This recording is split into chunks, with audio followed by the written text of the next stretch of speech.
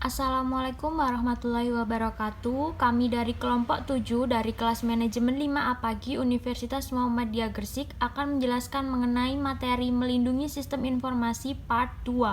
Nama kelompok yang pertama ada Indah Wahyu Umami, yang kedua Hidayatul Fauzia, yang ketiga Anissa Belarista, yang keempat Asy'ari Ma'ruf, yang kelima Eli Nurvina, dan yang keenam Ayunda Mahabakasi, yang terakhir Laode Hamlik Daratu Putra. Pada slide pertama dijelaskan mengenai kejahatan akibat ulah internal perusahaan. Bagi sebuah perusahaan, kejahatan dunia maya selalu diartikan sebagai ancaman yang datang dari luar atau faktor eksternal. Namun anggapan itu tidak sepenuhnya benar. Ancaman internal yang sering diabaikan atau kurang mendapat perhatian bisa menjadi ancaman yang lebih besar. Sebuah perusahaan tidak cukup hanya membangun sistem keamanan yang kuat dan berlapis, tetapi juga harus mampu secara menerus membangun kesadaran keamanan cyber kepada seluruh karyawan untuk mengeliminir faktor X yang seringkali menjadi penyebab kebocoran data yang berujung pada kerugian perusahaan. Ulah insider semacam ini biasanya disebabkan alasan dendam, ancaman atau tawaran uang dalam jumlah besar.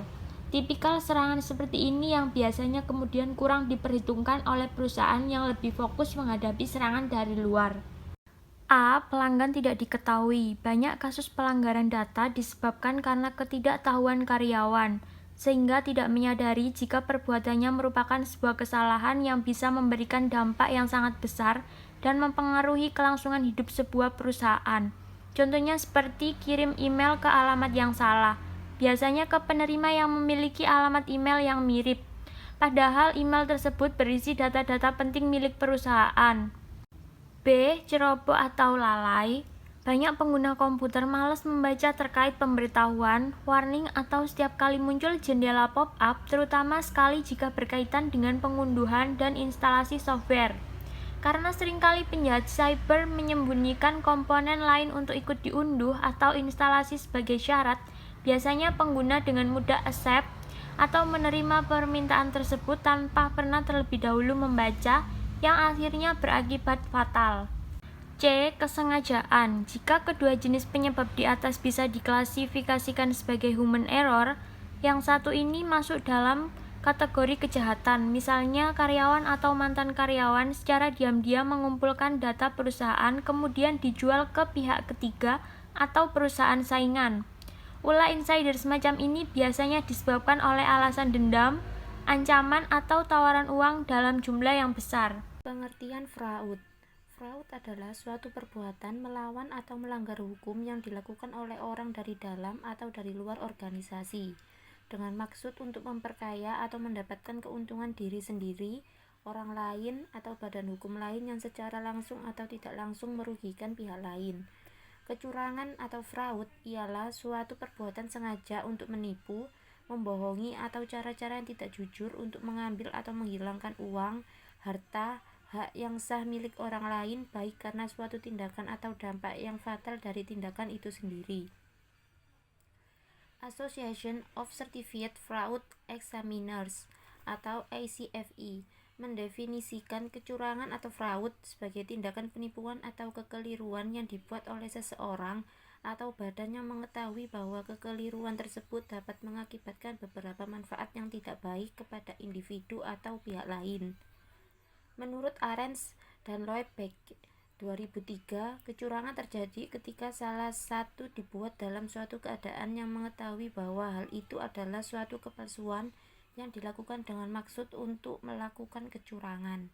Studi kasus, analisa pengendalian intern. Studi kasus kejahatan pada Bank Fraud di Bank Dagang Negara Cabang Bintaro Jaya. Pengawasan aset perusahaan perbankan merupakan hal yang sangat penting karena sebagian besar asetnya berupa uang, sehingga mudah dicuri atau digelapkan.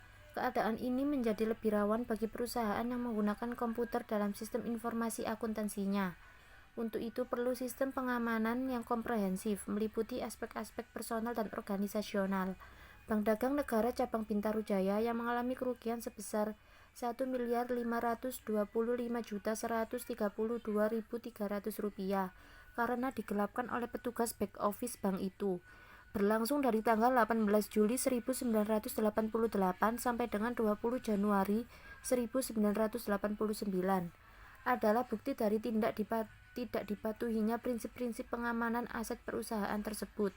Kejahatan yang terjadi adalah penggelapan uang milik Bank Dagang Negara Cabang Bintaro Jaya, dilakukan oleh Baron Sudarmaji, petugas back office atau accounting yang mempunyai tugas pokok memproses transaksi non-tunai, merangkap sebagai pengumpul, pengolah, dan penyimpan data.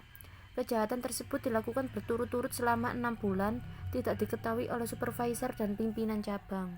Kejahatan tersebut dilakukan dengan memindahkan rekening selisih memorial yang digunakan untuk menampung selisih antara debit dengan kredit pada memorial atau catatan debit dan kredit harian ke dalam suatu rekening mati yang telah dihidupkan kembali atas izin supervisor atas nama Suhendi. Selanjutnya, dengan mutasi fiktif atau mutasi tanpa nota, saldo rekening selisih memorial tersebut dipindahkan ke rekening nasabah Suhendi. Selanjutnya, dari rekening Suhendi tersebut dimutasikan dengan tanpa nota juga ke rekening lain, ialah rekening Hartati, nasabah KNKP dengan plafon kredit sebesar 15 juta, dan M. Soleh, nasabah pemegang giro, keduanya pada bank yang sama, baru kemudian ditarik oleh yang bersangkutan dengan cek tunai atau giro biliet yang ia pinjam dari kedua orang tersebut. Untuk mengelabui atasan dan supervisor, pemasukan data mutasi tanpa nota tersebut dilakukan setelah neraca akhir baru dibuat dan dengan membuat jurnal koreksi, seolah-olah telah terjadi kesalahan pencatatan pada hasil sebelumnya. Kejahatan pada bank fraud yang terjadi pada PDN Cabang Bintaro terjadi karena adanya kelemahan pada faktor-faktor pengendalian organisasional yang meliputi pengamanan akses data, pengendali akses program, dan kurangnya pengawasan dalam pengembangan sistem. Di lain pihak, faktor-faktor personal juga merupakan pendorong timbulnya niat untuk melakukan kecurangan itu. Antara lain adalah rendahnya gaji pegawai yang bersangkutan. Kelemahan dalam faktor pengendalian organisasi adalah karena tidak adanya pemisahan antara petugas yang melakukan fungsi informasi. Pengelolaan resiko internal. Pengelolaan resiko internal adalah pengelolaan resiko yang berhubungan dengan lingkungan di dalam perusahaan, yaitu pengelolaan operasional terhadap bisnis yang sudah berjalan, pengelolaan pembentukan usaha baru, pengelolaan kerjasama operasi, pengelolaan pemanfaatan teknologi baru atau investasi, pengelolaan kepatuhan terhadap peraturan dan undang-undang, serta pengelolaan SDM. Dampak yang ditimbulkan oleh risiko internal antara lain penurunan laba perusahaan, penurunan kemampuan pendanaan perusahaan, pelanggaran hukum, penurunan produktivitas SDM, dan keterbatasan kesempatan manajemen untuk bertindak. Strategi pengelolaan risiko yang paling sesuai adalah mitigasi risiko, yaitu meminimalkan risiko yang mungkin terjadi dengan cara yang pertama, mendisiplinkan penggunaan anggaran yang ditetapkan sesuai RKAP serta kepatuhan terhadap peraturan dan perundang-undangan. Yang kedua, melaksanakan pemantauan, evaluasi, dan bimbingan secara rutin terhadap bisnis yang sedang berjalan, bisnis baru dan KSO, agar dapat mencapai target dan sasaran yang ditetapkan. Yang ketiga, melaksanakan GCG secara benar dengan mentaati kepatuhan peraturan dan perundang-undangan yang berlaku untuk setiap aktivitas yang akan dijalankan.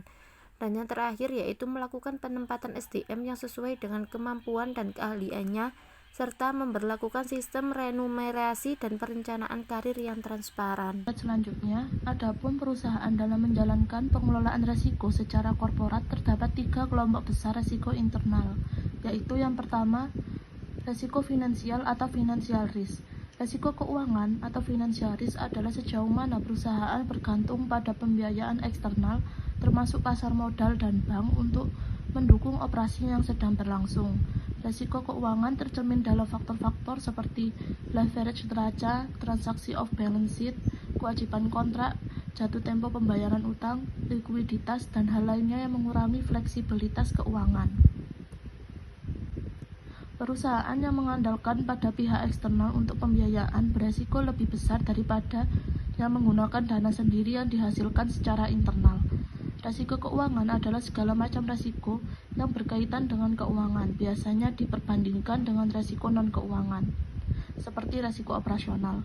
Adapun jenis risiko keuangan misalnya adalah risiko nilai tukar, risiko suku bunga, dan risiko likuiditas. Yang kedua ada risiko bisnis atau business risk. Resiko bisnis adalah resiko yang kebanyakan berhubungan dengan faktor eksternal, yaitu 1. Resiko produk kurang diterima pasar serta kurang kompetitif. 2. Resiko harga jual produksi turun sesuai mekanisme supply dan demand. Supply-nya besar, demand-nya tetap. 3. Resiko harga jual terlalu tinggi. 4. Resiko legal terkait perizinan dan legalitas lahan dalam pembangunan pabrik maupun properti. 5. Resiko pemegang saham minoritas kurang setuju melepas sahamnya saat akan diakuisisi. 6. Resiko yang berhubungan dengan dampak lingkungan. Dan 7. Resiko perusahaan kurang mematuhi atau tidak melaksanakan peraturan perundang-undangan dan ketentuan lain yang berlaku. Pengelolaan resiko bisnis dilakukan melalui penerapan sistem. Yang pertama, pengendalian intern secara konsisten dengan diterbitkan berbagai aturan dan standar operating prosedur atau SOP. Yang kedua, pengendalian eksternal untuk mitigasi resiko dengan menggunakan bantuan konsultan hukum, konsultan marketing, dan konsultan manajemen. Dengan pengendalian tersebut dimaksudkan untuk memastikan bahwa perusahaan beroperasi secara efisien, etis, dan prudent, di mana kegagalan dalam risiko bisnis berdampak pada 1. Produk kurang diterima pasar, 2. Produk kurang kompetitif atau tidak mampu bersaing dengan produk sejenis, 3. Perizinan tidak keluar atau berlarut-larut, 4. Pemegang saham kurang berminat untuk melepas sahamnya yang akan diakuisisi, 5. Denda, 6. Pembekuan izin usaha, dan yang terakhir pencabutan izin usaha. Yaitu resiko operasional atau operational risk. Resiko operasional adalah resiko yang antara lain disebabkan oleh ketidakcukupan dan atau tidak berfungsinya proses internal, kesalahan manusia, kegagalan sistem, atau adanya problem eksternal yang mempengaruhi operasional perusahaan. Resiko operasional dapat menimbulkan kerugian keuangan secara langsung maupun tidak langsung, dan kerugian potensial atas hilangnya kesempatan memperoleh keuntungan. Risiko ini merupakan risiko yang melekat atau inheren pada setiap aktivitas fungsional perusahaan. Di sini yang dimaksud dengan aktivitas fungsional perusahaan adalah seperti kegiatan produksi, operasional dan jasa, pembiayaan, perdagangan, pendanaan dan instrumen utang, teknologi sistem informasi dan sistem informasi manajemen, dan pengelolaan sumber daya manusia. Ada kerentanan pada perangkat lunak. Kesalahan perangkat lunak memiliki ancaman konstan pada sistem informasi, menyebabkan kerugian yang tak terhitung dalam sisi produktivitas. Permasalahan yang terbesar dari perangkat lunak adalah keberadaan bugs yang tersembunyi atau kode program yang cacat. Penelitian menunjukkan bahwa adalah tidak mungkin secara virtual untuk mengeliminasi semua bugs dari program yang besar. Program yang relatif kecil atau hanya terdiri atas beberapa garis akan memiliki puluhan pengembalian keputusan yang menuntun pada ratusan atau bahkan ribuan jalur yang berbeda. Program-program yang penting dalam banyak perusahaan biasanya lebih besar dan mengandung puluhan ribu bahkan jutaan garis kode. Masing-masing memiliki banyak pilihan dan jalur yang lebih banyak dari program-program yang lebih kecil. Diterangkan kerangka kerja untuk pengaman dan pengendalian. Kesalahan perangkat lunak memiliki ancaman konstan pada sistem informasi, menyebabkan kerugian yang tak terhitung dalam sisi produktivitas. Permasalahan yang terbesar di perangkat lunak adalah keberadaan bugs yang tersembunyi atau kode program yang cacat. Penelitian menunjukkan bahwa adalah tidak mungkin secara virtual untuk mengeliminasi semua bugs dari program yang besar. Program yang relatif kecil atau hanya terdiri atas beberapa garis akan memiliki puluhan pengembalian keputusan yang menuntun pada ratusan atau bahkan ribuan jalur yang berbeda. Program-program yang penting dalam banyak perusahaan biasanya lebih besar dan mengandung puluhan ribu bahkan jutaan garis kode. Masing-masing memiliki banyak pilihan dan jalur yang lebih banyak dari program-program yang lebih kecil. Kerangka kerja untuk pengamanan dan pengendalian. Yang pertama, pengendalian sistem informasi. Pengendalian sistem informasi baik manual maupun otomatis terdiri atas kendali umum dan aplikasi. Kendali umum, general control, berpengaruh atas desain, keamanan, dan penggunaan program komputer dan keamanan arsip data secara umum dari semua infrastruktur teknologi informasi perusahaan. Secara keseluruhan, kendali umum digunakan pada semua aplikasi yang terkomputerasi dan membuat kombinasi perangkat keras, perangkat lunak, dan prosedur manual yang menciptakan lingkungan kontrol secara menyeluruh. Kendali umum meliputi ada pengendalian perangkat lunak, pengendalian fisik perangkat keras, dan pengendalian operasional komputer, pengendalian keamanan data, pengendalian pada proses implementasi sistem, dan pengendalian administratif. Kemudian kendali aplikasi mencakup baik prosedur manual maupun otomatis yang memastikan hanya data yang sah, yang utuh, dan akurat yang dapat diproses menggunakan aplikasi tersebut. Kendali aplikasi dapat dikelompokkan menjadi: yang pertama ada kendali input. Kendali input memeriksa keakuratan dan kelengkapan data yang akan dimasukkan ke dalam sistem. Terdapat beberapa kendali input yang spesifik bagi antusiasme input: konversi data, penyuntingan data, dan penanganan kesalahan. Kemudian ada kendali pemrosesan, meliputi penetapan data yang utuh dan akurat selama pemutiran dilakukan. Kemudian ada kendali output. Kendali output memastikan bahwa hasil dari pemrosesan komputer akurat, utuh, dan dapat didistribusikan dengan benar. Kemudian penilaian risiko atau risk assessment, menentukan keadaan tingkat risiko perusahaan jika sebuah tindakan atau proses yang spesifik tidak dapat dikendalikan sebagaimana semestinya. Tidak semua risiko dapat diantisipasi dan diukur, tetapi sebagian besar bisnis akan dapat memperoleh beberapa pemahaman seputar risiko yang dihadapi. Kebijakan keamanan atau security policy terdiri atas pernyataan peringkat risiko informasi, mengidentifikasi tujuan keamanan yang dapat diterima, dan mengidentifikasi mekanisme untuk mencapai tujuan tersebut. Kebijakan keamanan mendorong kebijakan lainnya dalam menentukan penggunaan sumber daya informasi perusahaan yang dapat diterima dan siapa saja anggota perusahaan yang memperoleh akses kepada aset informasi. Sebuah kebijakan penggunaan yang dapat diterima atau exclusive policy out mendefinisikan penggunaan sumber daya informasi perusahaan dan perlengkapan komputer meliputi komputer desktop dan laptop, kemudian perangkat nirkabel, kemudian telepon, dan internet yang dapat diterima. Kebijakan keamanan juga mencakup penetapan manajemen identitas. Manajemen identitas atau identity management terdiri atas proses bisnis dan peralatan perangkat lunak untuk mengidentifikasi pengguna yang sah pada sistem dan mengendalikan akses mereka terhadap sumber daya sistem. Manajemen ini meliputi kebijakan untuk mengidentifikasi dan memberi izin bagi pengguna sistem dari kategori yang berbeda, menetapkan bagian sistem atau porsi dari sistem mana saja yang dapat diakses oleh pengguna, serta proses dan teknologi untuk autentisme pengguna dan perlindungan identitas mereka. Pemulihan sistem akibat bencana dan perencanaan kesinambungan bisnis.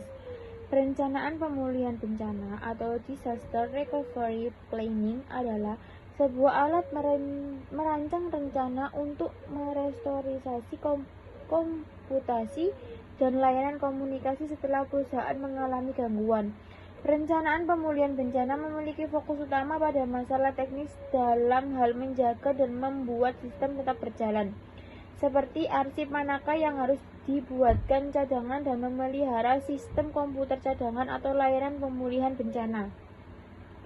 Kemudian perencanaan kesinambungan bisnis, business continuity planning, memiliki fokus pada bagaimana perusahaan mengembalikan operasional bisnis setelah terjadi bencana.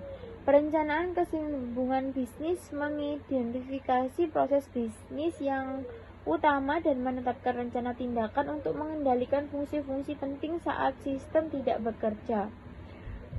Manajer bisnis dan spesialis teknologi informasi perlu bekerja sama dalam merancang kedua jenis perencanaan di atas untuk menentukan sistem dan proses bisnis yang paling penting bagi perusahaan. Mereka harus memimpin analisis implikasi bisnis untuk mengidentifikasi sistem yang paling krusial bagi perusahaan dan implikasi pada bisnis saat sistem tidak dapat dijalankan. Manajemen harus menetapkan waktu maksimal di mana bisnis dapat bertahan ketika sistem padam dan bagian mana saja dari bisnis yang harus dipulihkan terlebih dahulu. Teknologi dan saran untuk melindungi sistem informasi. A. Manajemen identitas dan autentisitas. Autentisitas atau authentication mengacu pada kemampuan untuk mengetahui apakah seorang pengguna adalah seperti apa yang diakuinya. Autentisitas biasanya dibuktikan dengan menggunakan kata sandi atau password yang hanya diketahui oleh pengguna yang berwenang.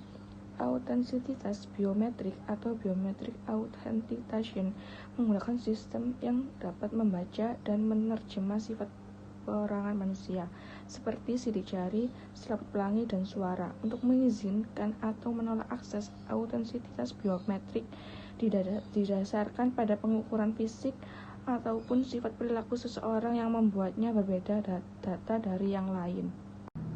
B. Menggunakan firewall. Firewall mencegah penggunaan tidak berwenang dari mengakses jaringan privat. Firewall merupakan sebuah kombinasi dari perangkat keras dan perangkat lunak yang mengendalikan aliran masuk dan keluar lalu lintas jaringan. Biasanya firewall ditempatkan antara jaringan internal dan privat milik organisasi yang jaringan eksternal yang tidak dipercaya. Firewall bertindak seperti gatekeeper yang meneliti mandat masing-masing pengguna sebelum akses diberikan ke jaringan. Firewall mengidentifikasi nama, IP, alamat, aplikasi, dan karakteristik lain dari lalu lintas masuk. Ia memeriksa informasi ini terhadap aturan akses yang telah diprogram ke dalam sistem oleh administrator jaringan.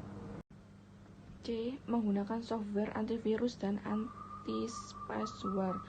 Antivirus adalah program komputer yang digunakan untuk mencegah, mendeteksi, dan menghapus perangkat perusak. Antivirus disebut juga perangkat lunak perlindungan virus. Perangkat pengintai atau spyware adalah istilah teknologi informasi yang mengacu kepada salah satu bentuk program berbahaya yang memasang dirinya sendiri ke dalam sebuah sistem untuk mencuri data pengguna atau merusak sistem pengguna tersebut. Dengan perkembangan teknologi dan perangkat lunak yang berkembang terus tanpa henti, kebutuhan akan perangkat lunak seperti antivirus, suite, dan anti-spyware menjadi sangat penting. Mereka adalah tulang punggung dari sebuah sistem. Melindungi jaringan nirkabel atau Wi-Fi. Jaringan nirkabel atau Wi-Fi telah membuat banyak orang menjadi begitu mudah untuk menggunakan internet lewat perangkat komputer, smartphone, dan tablet di mana saja. Meskipun demikian, salah satu masalah besar dengan jaringan nirkabel adalah orang lain dapat mengakses internet menggunakan koneksi jaringan tersebut. Kabar baiknya, ternyata tidak terlalu sulit untuk mengamankan jaringan nirkabel, sekaligus mencegah orang lain mencuri akses internet. Berikut beberapa hal sederhana yang bisa dilakukan untuk mengamankan jaringan nirkabel. Yang pertama, enkripsi. Jenis-jenis enkripsi yaitu ada enkripsi web, enkripsi WPA, enkripsi WPA2. Tip untuk mengatakan apakah jaringan Anda dienkripsi. Jika Anda tidak yakin apakah Anda mengaktifkan enkripsi pada router jaringan rumah Anda, buka bagian pengaturan Wi-Fi pada ponsel cerdas Anda saat Anda berada di rumah dan lihat jaringan terdekat dalam jangkauan telepon. Identifikasi jaringan Anda dengan namanya hampir pasti digunakan oleh ponsel saat ini. Jika ada ikon gembok di samping namanya, itu dilindungi oleh beberapa bentuk enkripsi. Jika tidak ada gembok, jaringan itu tidak memiliki enkripsi. Mengaktifkan enkripsi. 1. Masuk sebagai administrator dari router nirkabel dari komputer Anda. Yang kedua, tentukan keamanan nirkabel atau jaringan nirkabel dalam jaringan nirkabel halaman pengaturan. Yang ketiga, Lihatlah opsi enkripsi yang tersedia, memilih WPA2 jika didukung, jika tidak, pilih WPA atau WEP dalam urutan itu. Yang keempat, membuat kata sandi jaringan di lapangan yang disediakan. Yang kelima, klik menyiapkan atau balasan dan matikan router dan kembali aktif agar pengaturan diterapkan. Selanjutnya, B. Kunci infrastruktur publik. Dalam kriptografi, instruktur kunci publik atau IKP atau public key infrastruktur PKI adalah sebuah cara untuk autentikasi, pengamanan data dan perangkat anti sangkal. Secara teknis, PKI adalah implementasi dari berbagai teknik kriptografi yang bertujuan untuk mengamankan data, memastikan keaslian data maupun pengirimannya, dan mencegah penyangkalan. Teknik-teknik kriptografi yang digunakan antara lain fungsi hash akan digunakan bersama dengan algoritma enkripsi asimetrik dalam bentuk tanda tangan digital. Selanjutnya, algoritma enkripsi almetrik digunakan untuk mengamankan data dengan cara enkripsi. Selanjutnya, algoritma enkripsi asimetrik secara garis besar PKI diwujudkan dalam bentuk kolaborasi antar komponen-komponennya. Slide selanjutnya, komponen-komponen PKI antara lain Subscriber Certification Authority, Registration Authority, sertifikat digital. Secara praktis, wujud PKI adalah penggunaan sertifikat digital. Sertifikat digital adalah sebuah file komputer yang berisi data-data tentang sebuah public key. Pemiliknya subscriber atau CA yang menerbitkannya, dan masa berlakunya. PKI telah diimplementasikan dengan berbagai aplikasi seperti MIME, HTTPS, VPN, dan lain-lain. Anda dapat melihat fitur MIME pada software email yang terkenal seperti Outlook Express, Mozilla Mail, atau Thunderbird, dan Evolution. Selanjutnya, melindungi cloud computing dan mobile digital platform. A. Keamanan dalam cloud computing. Ketika pengolahan berlangsung di awan, akuntabilitas dan tanggung jawab untuk perlindungan data sensitif masih berada dengan perusahaan yang memiliki data tersebut. Keamanan cloud yang harus ditangani. Pengguna cloud perlu mengkonfirmasi bahwa terlepas dari mana data mereka disimpan atau ditransfer, mereka dilindungi di tingkat yang memenuhi persyaratan perusahaan mereka. B. Mengamankan platform mobile. Jika perangkat mobile berkinerja banyak fungsi komputer, mereka perlu diamankan seperti desktop dan laptop terhadap malware, pencurian, kecelakaan, kehilangan akses yang tidak sah, dan upaya hacking. Perangkat mobile mengakses sistem dan data perusahaan membutuhkan perlindungan khusus. Perusahaan harus memastikan bahwa kebijakan keamanan perusahaan mereka termasuk perangkat mobile dengan rincian tambahan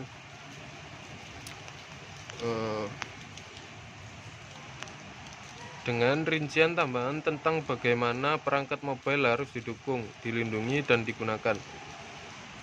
Yang C. Menjaga kualitas perangkat lunak. Selain menerapkan keamanan dan kontrol yang efektif, organisasi dapat meningkatkan kualitas dan keandalan sistem dengan menggunakan metrik perangkat lunak dan pengujian perangkat lunak yang ketat. Untuk metrik menjadi sukses, mereka harus hati-hati dirancang, formal, objektif, dan digunakan secara konsisten. Awal pengujian berkala, menyeluruh, dan akan memberikan kontribusi yang signifikan untuk sistem kualitas. Untuk kesimpulan dari presentasi ini, yaitu berdirinya sebuah perusahaan didukung oleh berbagai aspek, yaitu sumber daya manusia dan juga fasilitas yang mampu menunjang sumber daya manusia yang bekerja di perusahaan tersebut. Perusahaan yang bisa maju dan berkembang apabila pekerjanya memiliki sumber daya atau keahlian yang dibutuhkan oleh perusahaan tersebut. Oleh karena itu, perusahaan harus mampu memilih karyawan yang memiliki kemampuan yang dibutuhkan oleh perusahaan. Keamanan data sistem informasi perusahaan merupakan salah satu aspek yang paling penting. Pentingnya keamanan data karena banyaknya pencurian data yang akan digunakan oleh kepentingan pribadi dan tidak bertanggung jawab, karena data yang ada pada sistem informasi merupakan data pribadi atau privasi dari pelanggan, customer atau mitra perusahaan. Maka apabila bocor, pihak pemilik sistem informasi tersebut atau perusahaan tersebut juga bisa terjerat hukum. Salah satu penyebab kebocoran data adalah orang dalam perusahaan yang lalai, bahkan ada unsur kesengajaan.